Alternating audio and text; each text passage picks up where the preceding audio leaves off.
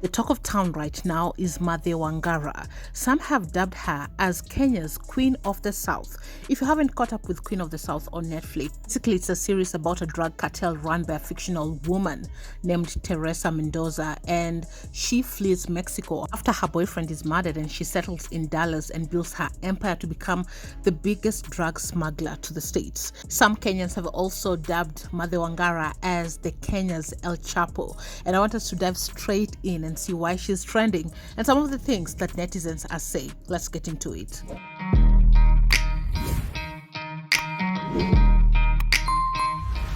Welcome back to AFAX #1 stop to entertainment and trending news.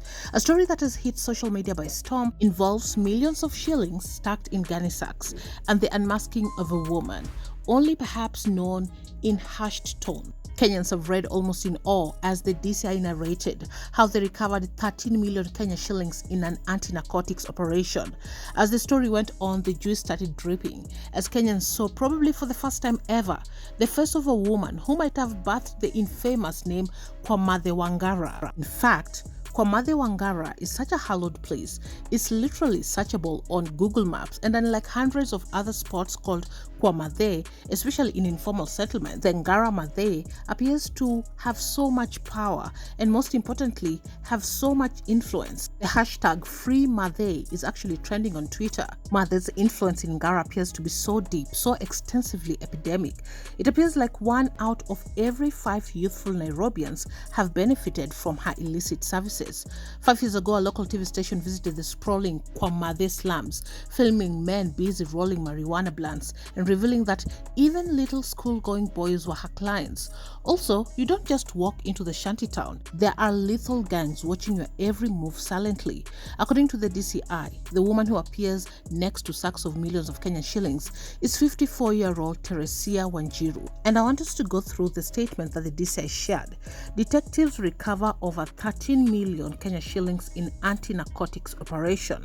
A consignment of cannabis sativa and 13.4 million in cash have been recovered today following an intelligence-led operation conducted by sleuths from the Anti-Narcotics Unit and Transnational Organized Crime Unit. The detectives, who are backed up by a contingent of officers from the Anti-Terror Police Unit based at Parklands, also managed to arrest 4 suspects found at the scene in the sprawling slums of Kariwa in Nairobi Ngara neighborhood.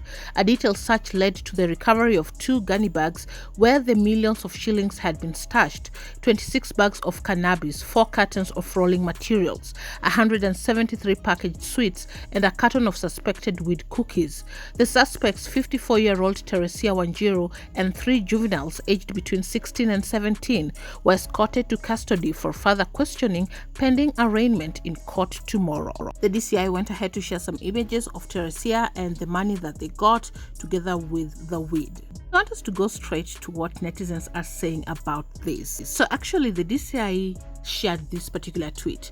You can arrest Mathee, but you can't arrest Mathee. And some of the replies, legalization to Mathee is there to stay, and the DCI responded to that by saying, sawa, tupatane kwa Mathee na mtu asije na mawe. Someone else says Queen of the South, undoubtedly the true Queen of the South. Somebody says Queen of the South, and Mathee on Google is actually there. As you can see, cannabis store in Nairobi, and it actually has 4.9 star review.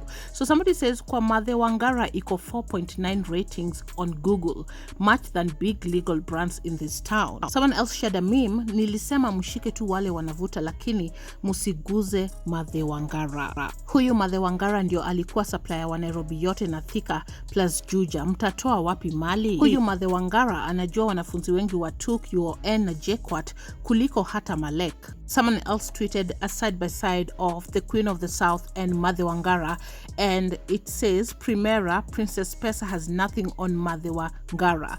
Mathee Teresa Ngara akona pesa kushinda babako. As much as the DCI have put out 54-year-old Teresia Wanjiru as Mathee Ngara, many Kenyans are still unsure if she is the infamous Mathee, with many disputing the story and maintaining that the real deadly Mathee is still roaming free, protecting her territory and wreaking unspeakable havoc. Well, that is what is happening on the internet streets. You are up to date.